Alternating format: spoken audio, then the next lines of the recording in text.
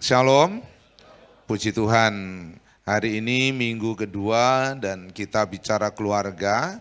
Sebagian materi yang saya sampaikan sudah saya sampaikan kepada Bapak Ibu, Saudara, dan sebagian tentu belum. Untuk itu supaya mengingatkan kembali sekaligus mengevaluasi sebenarnya saya ini menjadi orang tua seperti apa, menjadi istri seperti apa, menjadi suami seperti apa, menjadi anak seperti apa, dan hubungan keluarga kami sekarang ini seperti apa. Nah, saya kembali mengingatkan itu dan sekaligus untuk mengintrospeksi tadi, mengevaluasi, sehingga saya rindu sekali keluarga besar GBI Bethlehem, rumah tangganya, rumah tangga yang bahagia dan diberkati. Katakan amin. Itulah judul khotbah saya pada hari ini, keluarga bahagia dan diberkati. Katakan bersama-sama, 2, 3. Keluarga bahagia dan diberkati. Bahagia berarti soal rasa, soal jiwa, soal hati. Berkat dalam konteks yang sedang saya bahas adalah soal kecukupan ekonomi, soal pemeliharaan Tuhan, soal saudara ada sandang, pangan, dan papan. Nah itu ya, jadi saya ulangi. Bahagia bicara soal rasa, pikiran, perasaan hati kita yang penuh sukacita, penuh kebahagiaan, penuh anugerah. Tapi saya juga rindu keadaan ekonomi saudara, keuangan saudara dicukupi oleh Tuhan. Nah itu kurang lebih yang akan kita bahas pada hari ini. Kita baca dari Mazmur 128 ayat 1 sampai ayat yang ke-6. Nyanyian ziarah, berbahagialah setiap orang yang takut akan Tuhan, yang hidup menurut jalan yang ditunjukkannya. Apabila engkau memakan hasil jerih payah tanganmu, berbahagialah engkau dan baiklah keadaanmu. Jadi dia bahagia, tapi keadaannya juga baik. Ya, apabila engkau memakan hasil jerih payah tanganmu, berbahagialah engkau dan baiklah keadaanmu. Istrimu akan seperti pohon anggur yang subur di dalam rumahmu, anak-anakmu seperti tunas pohon zaitun sekeliling mejamu. Sesungguhnya demikianlah akan diberkati orang laki-laki yang takut akan Tuhan. Kiranya Tuhan memberkati engkau dari Sion, supaya engkau melihat kebahagiaan Yerusalem seumur hidupmu, dan melihat anak-anak dari anak-anakmu, damai sejahtera atas Israel. Puji Tuhan, kita sudah membaca firman dari Mazmur 128 ayat 1 sampai ayat 6. Dan dari 6 ayat ini kita akan belajar 5 hal bagaimana rumah tangga saya, kehidupan saudara dan saya, keluarga saudara penuh bahagia dan diberkati sama Tuhan. Kalau belum, berarti ini membantu saudara. Kalau sudah, tingkatkan kembali supaya kebahagiaan di rumah tangga makin mantap. Hubungan orang tua anak makin bagus, hubungan suami istri makin bagus, hubungan mertua dengan menantu makin bagus, dan kehidupan kita semua happy. Kalau kita sudah happy, kita sudah bahagia, harapan saya kerja-kerja saudara, aktivitas-aktivitas saudara semakin maksimal. Tapi kalau dari rumah sudah bertengkar, ribut, cekcok, kacau balau.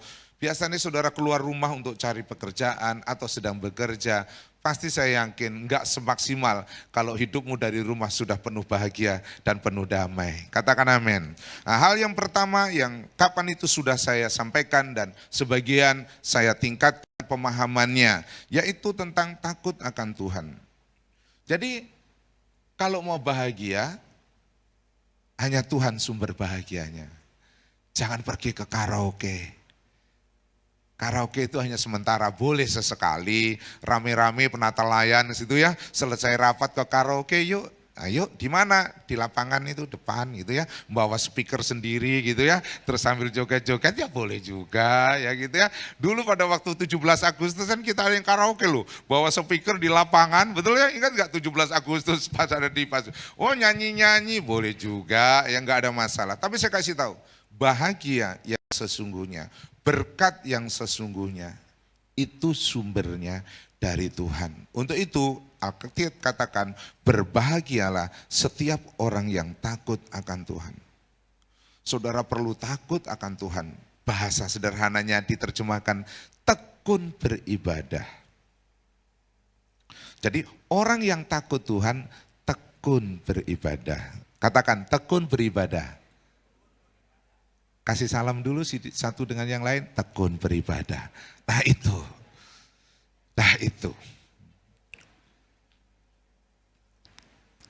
Kita ada ibadah raya, tapi kita juga ada ibadah komunitas sel. Saya rindu jemaat juga ada di dalam kelompok-kelompok sel seperti yang disampaikan tadi. Dan sekaligus sudah disampaikan pengumumannya, kalau saudara punya rumah dan siap dibuka komsel, hubungi Pak Jenli sebagai ketua penata layan kita, hubungin hamba-hamba Tuhan, para penata layan, supaya mereka bergerak ke rumah-rumah saudara. Sudah hampir 2 tahun ini kita komsel di gereja, saudara. Komsel yang seharusnya cuma 12 orang bisa 40 orang. Ya komsel saya itu hari Selasa hampir 30, saya bingung. Ini komsel apa kebaktian gitu ya. Nah namanya komsel itu ya pemuritan 12 itu ya maksimal kalau suami istri cuma 24. Kan murid 12 Tuhan Yesus muridnya laki-laki itu ada 12. Kalau dengan istrinya ya berarti 12, berarti hanya 24 maksimal. Kita komsel saya hari Selasa 30. Ya. Wah kadang-kadang bisa 30 lebih. Saya nggak tahu yang ada di atas. Bu Yanti itu mungkin bisa 40-60 kali ya. Saya lihat komsel dengan siapa? Kak Yanti. Komsel di buset. Kak Yanti banyak sekali ya. Nah saya ini komsel karena warisan. Seharusnya saya itu nggak mengkomselin jemaat. Seharusnya saya itu mengomseli para pemimpin saja cukup. Cuma ada masalahnya lah. Dulu ada tragedi kecil lah gitu, kelompok selnya ditinggal oleh pemimpinnya dan saya turun langsung pandemi. Nah sekarang nasib saya hari Selasa juga harus ada di sini saudara. Hari Kamis juga harus memimpin kelompok sel, hari apa saya juga harus membina pembinaan para hamba Tuhan. Tapi enggak apa-apa, kita happy aja. Nah saya rindu kalau rumah saudara mau dibuka, ini wadahnya untuk saudara mau bahagia. Percayalah, kalau pintu rumah saudara dibuka, itu ada hadirat Tuhan di sana. Bahasanya Obed-Edom itu ada tabut Allah di situ.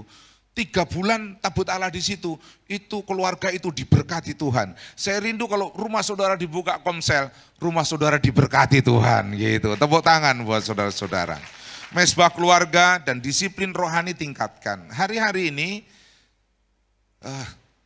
istri saya ini memang punya kelebihan ya. Saya sudah bilang yang begitu jangan ditunjukin ke papi gitu. Kemarin ditunjukin saudara, apa? Anaknya Pak Pendeta yang ada di Petra, Surabaya. Gitu ya, kenapa tunjukin? Kenapa Mi? Bunuh diri. Kaget saya saudara. Ya, artinya sekarang rumah tangga nggak baik-baik saja. Itu sekarang tren lagi ini viral. Keluarga hamba Tuhan, anaknya umur 18 tahun, loncat dari lantai 8. Lantai berapa sayang? 17? 12. No, ada yang tahu yang lain itu. 12 berarti sudah mendengar informasi. Itu kan membahayakan. Saya takut, bukan ya tolak dalam nama Yesus. Enggak takutlah. Untuk itulah saya rindu rohani kita perlu ditingkatkan. Sebesar apapun masalah yang terjadi, masih ada Tuhan yang menyertai kita. Katakan amin. Sehingga takutlah akan Tuhan. Tingkatkan tekun beribadah seperti ini, komunitas, mesbah keluarga bila perlu, dan mendisiplin diri untuk hal yang rohani. Doa pagi, baca Alkitab, ini fakta loh saudara. Yang diceritakan istri itu, saya cek, oh ya benar, memang benar, saya kaget. Awalnya sebenarnya saya udah dikasih tahu, cuma saya nggak percaya. Cuma akhirnya, oh ternyata benar. Berarti tidak hanya keluarga jemaat, keluarga hamba Tuhan, juga bisa diserang oleh iblis.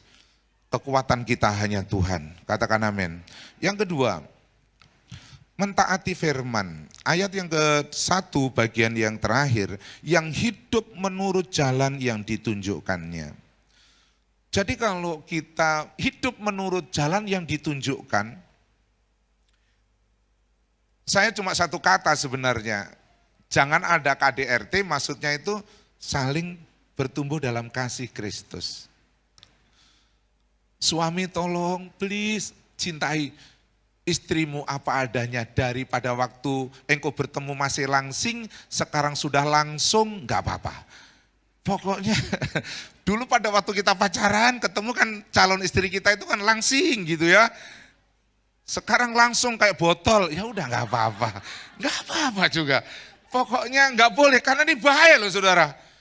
Alkitab katakan kalau kau mau bahagia harus hidup menurut jalan yang ditunjukkan. Jalan yang ditunjukkan itu apa? Kitab suci. Saya nggak akan perlu membahas bagaimana suami, bagaimana istri. Nah itu secara detailnya nanti terlalu lama. Tapi saya menerjemahkannya, seorang suami jangan berlaku kasar. Seorang istri jangan berlaku kasar sama suami. Penuhlah kasih. Orang tua sama anak, kemarin dalam komunitas kita keluarga, khusus keluarga kita bahas dan kita kaget, termasuk saya saudara. Ketika belum memahami Alkitab dengan baik Pak Jenli, saya pernah pukul anak saya itu. Ya ditangkap saja ya, jangan dicetol. Ditangkap. Ya, terus jangan dimarahin. Dia nggak ngerti. Tapi kalau saudara lari-lari begini, ya itu berarti memang saudara tidak perlu ditangkap ya. Saudara perlu langsung dibawa keluar. Itu anak-anak nggak apa-apa ya, mereka masa bertumbuh. Seneng aja, happy aja ya. Tapi kalau di gereja sebelah oleh Pak Tong, udah selesai kita. Nggak boleh, nggak ada, kan ada ibadah itu ya. Ada anak lewat di depan. Oh haleluya, haleluya. Di Bethlehem, puji Tuhan. Pokoknya kita penuh kasih, dikasih pengertian. Katakan amin. Mentaati firman Tuhan. Yang kedua, belajar setia. Sekarang ini banyak, benar-benar banyak, tidak sedikit. 70% dari perceraian itu diajukan oleh seorang wanita, istrinya. Itu data sekarang BPS, statistik kekeluargaan. Klik nanti, lihat di Google.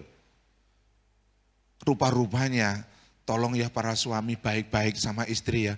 Istri bisa nggak tahan dan nggak kuat menghadapi kau. Lama-lama dia diem-diem sebenarnya itu sudah nggak mood. Udah nggak mood. Cuma karena Kristen kan nggak boleh cerai toh.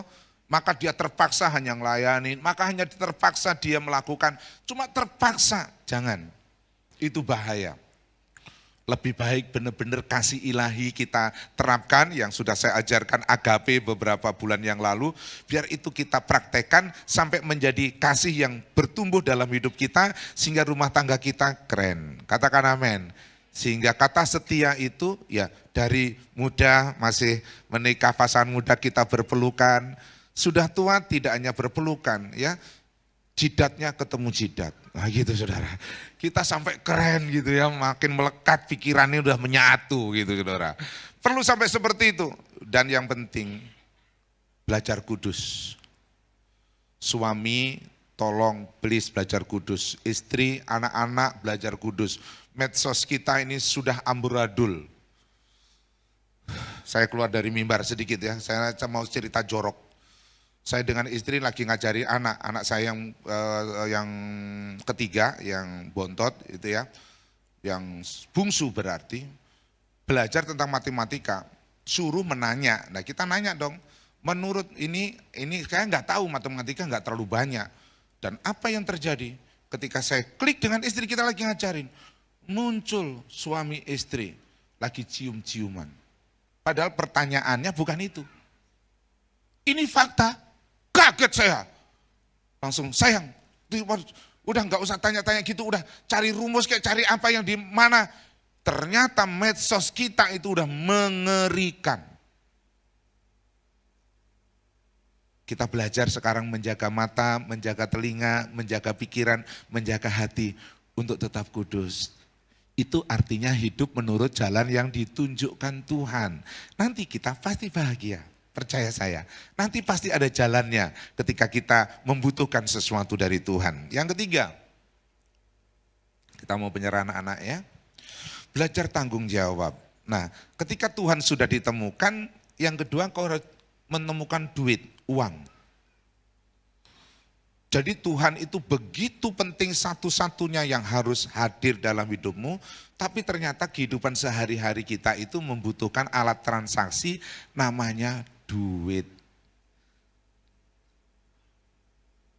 Namanya apa saudara? Ah, kayak berlagu nggak butuh saja. Namanya apa, Du? Tuhan itu nomor satu, satu-satunya, tiada yang lain. Tidak boleh ada yang menggantikan Tuhan dalam hidup kita, nggak boleh. Termasuk uang, jabatan, apapun, termasuk pasangan, suami, istri, anak, nggak boleh. Tuhan ya Tuhan, karena pada waktu kita mati hanya membawa iman kita yang kepada Tuhan, nggak bawa yang lain. Tapi ternyata pada waktu masih hidup kita rumah tangga ke keluarga, kita perlu yang namanya uang.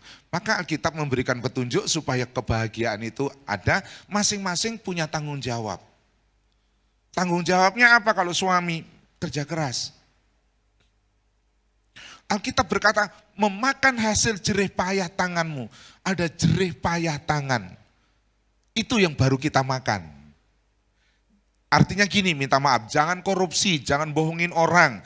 Jangan kita kepingin instan punya duit judi. Gak perlu, gak perlu. Alkitab sudah kasih petunjuk. Engkau korupsi, engkau judi, engkau mau kepingin dapat uang instan, bahaya.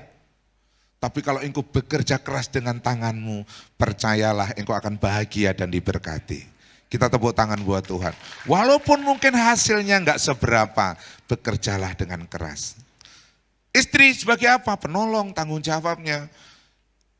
Jadi bantu suamimu. Jangan bantu mengomelin suami. Siapa para suami yang pernah diomelin istri, angkat tangan dalam hati.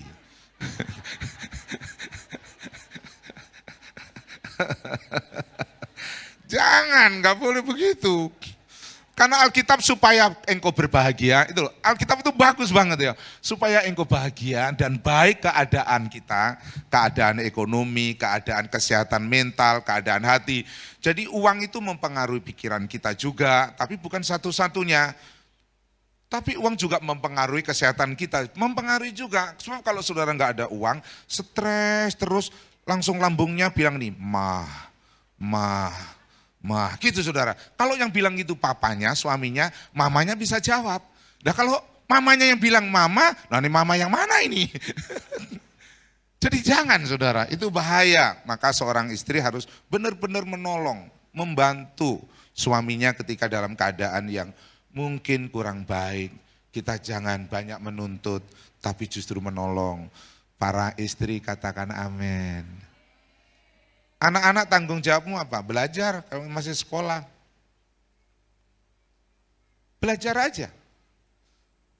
Saudara nggak disuruh apa-apa, kecuali saya nasibnya dulu ya, sebelum kenal Tuhan itu kurang bagus. Saya jadi kalau mau makan ya cari, selesai sekolah saya cari rumput baru makan. Karena rumputnya istilahnya saya jual atau mengganti nasi. Kalau anak zaman sekarang mana ada, nggak perlu sengsara seperti kita. Kalau ada kesempatan belajar, tanggung jawabmu belajar, lakukan itu istilahnya memakan hasil jerih payah tanganmu, itu bicara tanggung jawab. Kalau engkau melakukan tanggung jawabmu dengan baik, suami melakukan tanggung jawabnya dengan baik, istri melakukan tanggung jawabnya dengan baik, anak melakukan tanggung jawab dengan baik, orang tua melakukan tanggung jawabnya dengan baik, saya yakin kebahagiaan itu akan nyata dan berkat-berkat akan hadir. Yang keempat, supaya bahagia harus sering ngobrol. Sekarang ini sering dibuat miskomunikasi. Kenapa sering komunikasinya jadi agak sedikit hancur? Karena problema hidup dan tekanan situasional. Maksudnya apa Pak Pendeta? Maksudnya gini, saudara tahu sekarang ini cari kerja tidak gampang. Dan itu seperti digembor-gemborkan terus, cari kerja susah. Sehingga ketika orang bekerja, tahu-tahu mau berhenti bekerja, dia takut. Dan ketika dia benar-benar di PHK, takutnya sangat luar biasa. Dan apa yang terjadi? Yang terjadi ketika dia rasa nggak nyaman, rasa tertekan, diajak ngobrol, kesenggol sedikit perasaannya, itu orang bisa kecewa, itu orang bisa marah. Ada PR buat saya dengan istri, tadi malam kita komunitas, keluarga, kita doa, sesudah tadi doa, Sudah begitu ada obrolan, dan obrolan itu kurang lebih begini, jemaat kita lagi nggak ibadah. Jadi Pak Jenli, ketua penata layan, ada satu jemaat yang nggak ibadah. Keluarganya setia ada di sini, tapi dia nggak ibadah. Singkat cerita kenapa nggak ibadah? Ada saya yakin orang itu nggak bermaksud seperti itu. Saya yakin. Cuma iblis itu suka ngompor-ngomporin, seolah-olah orang itu jadi salah begitu, sehingga jadi kecewa, sehingga nggak ke gereja. Ini fakta baru tadi malam. Ngobrolnya jam berapa kita sayang? Setengah jam 7 lah selesai komsel, jam 8 selesai ibadah keluarga. Jam 8-an, kaget saya. Waduh, saya kecolongan ini, ada jemaat satu nggak ke gereja. Keluarganya ada, saya pikir selama ini juga ke gereja, karena keluarganya semua ada di gereja. Kenapa? Berarti ada masalah. Itu kenapa saya yakin, itu tadi situasi kondisi sekarang ini banyak orang yang tertekan. Untuk itu lebih baik banyak ngobrol. Sering komunikasi kalau ada apa-apa, tapi komunikasi ini yang baik. Bahasa Alkitab itu bagus, dipakainya sekeliling meja. Coba kalau istri seperti subur tadi toh, anak-anak seperti tunas pohon zaitun, tapi di mana? Sekeliling meja.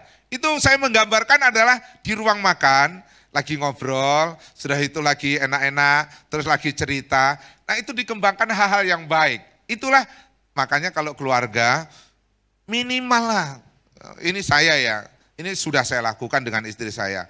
Anak kami yang nomor 2 itu kan sudah punya suami, sudah punya rumah sendiri, sehingga berbeda bukan?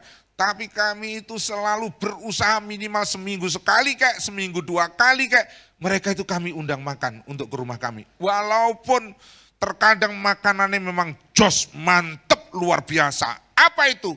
Pecel lele, beli di Menceng Raja Lele. Jadi saya cuma modal 120.000, itu kan 15.000. Jadi saya pesen 7 lele 7, Pak Ambar. Jadi sudah begitu, udah makannya begitu saja. Yang penting itu kumpulnya, bukan masalah makanannya. Nah disitulah kita ngobrol, usaha gimana Ken, pekerjaan gimana Dek, hasil gimana sekolah, ini hasil sudah 2-3 minggu ini sekolah, kita ngobrol. Dan itu penting saudara, supaya apa? Mengurangi miskomunikasi, supaya apa? Hubungan keluarga nanti bagus. Jadi gunakan pertemuan-pertemuan, meja makan itu hanya sederhana, tapi di situ bisa dipakai untuk ngobrol, supaya nggak ada miskomunikasi. Suami istri, orang tua anak, menantu mertua, itu penting saudara. Ngobrol, katakan bersama-sama, ngobrol. Bahasa kita komunikasi, bicaralah yang positif, berbicara yang membangun, nanti itu bagus. Hari Rebo, tapi bukan Rebo ini, Rebo yang lalu, penata layan jam 2 siang ngajak saya makan. Sudah saya ajak makan, diajak makannya agak kelas berat ini, benar-benar kelas berat, yaitu tongseng persis di Jalan Menceng itu sebelah kiri. Ada masjid baru tuh lagi dibangun, di situ ada tongseng Solo. Waduh tongseng, untung ada ayam. Kan image saya tongseng itu kambing. Saya sudah lama sekali nggak bergaul sama kambing, udah lama sekali. Udah lama sekali saya nggak. Akhirnya dalam coba, kita makan hanya tongseng, kurang lebih begitu, tapi dalam percakapan itu banyak muncul visi-visi, kerinduan, mimpi-mimpi, harapan dia juga. Ngomongin tentang pelayanan, ngomongin tentang pekerjaan. Jadi memang kumpul, tapi untuk yang membangun, ngomong yang membangun itu penting saudara.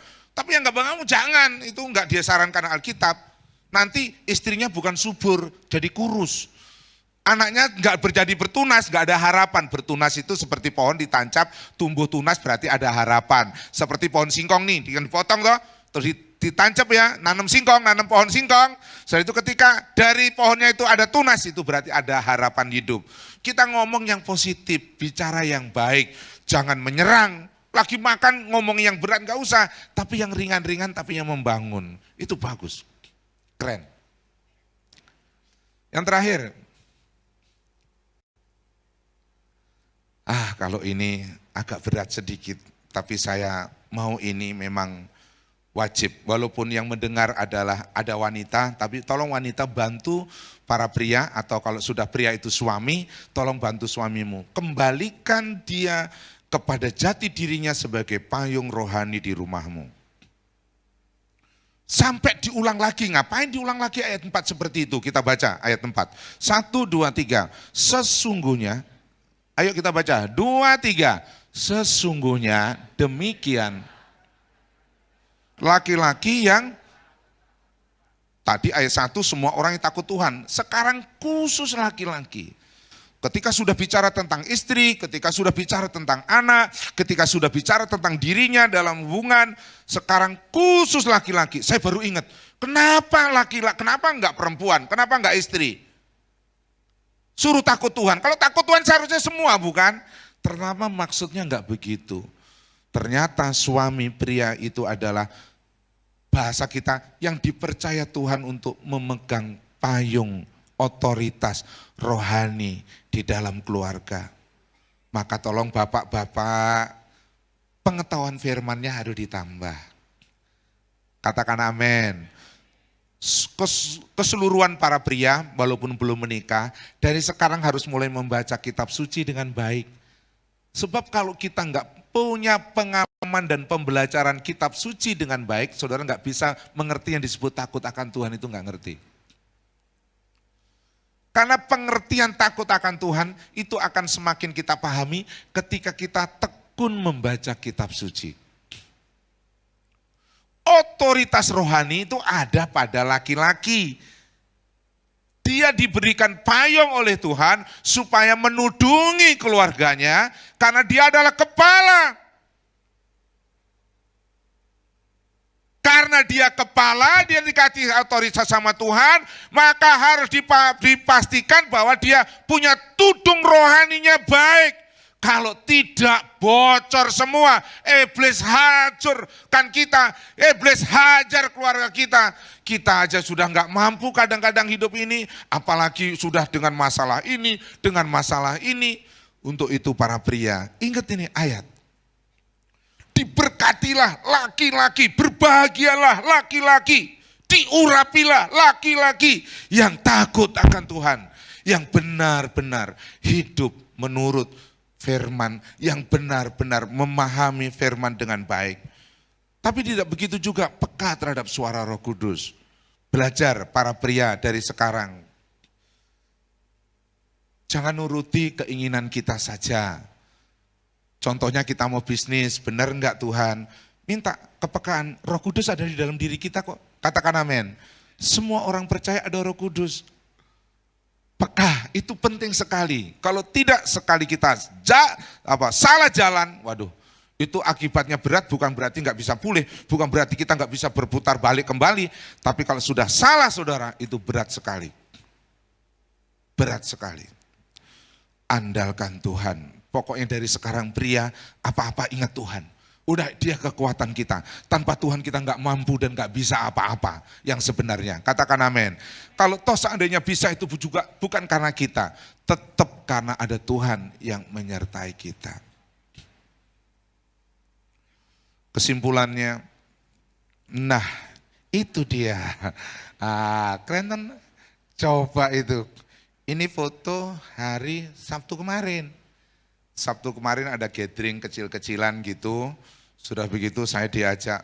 Ini adanya di daerah Osaka, Jepang. Bukan, ini ada di Pik 2 situ.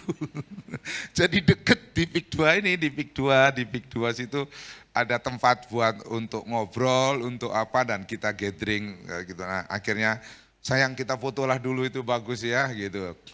Nah, saya rindu kita punya keluarga dari sekarang harus dibangun supaya bahagia dan diberkati. Katakan amin.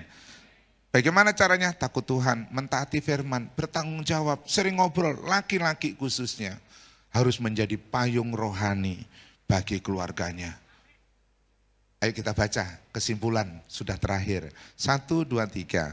Keluarga bahagia dan diberkati. 1, takut Tuhan. 2, mentaati firman Tuhan. 3, bertanggung jawab. 4, sering ngobrol. 5, laki-laki menjadi payung rohani. Katakan amin. Puji Tuhan. Nah, khusus buat Bapak Ibu yang menyerahkan anak, prinsip tadi mulai dikembangkan.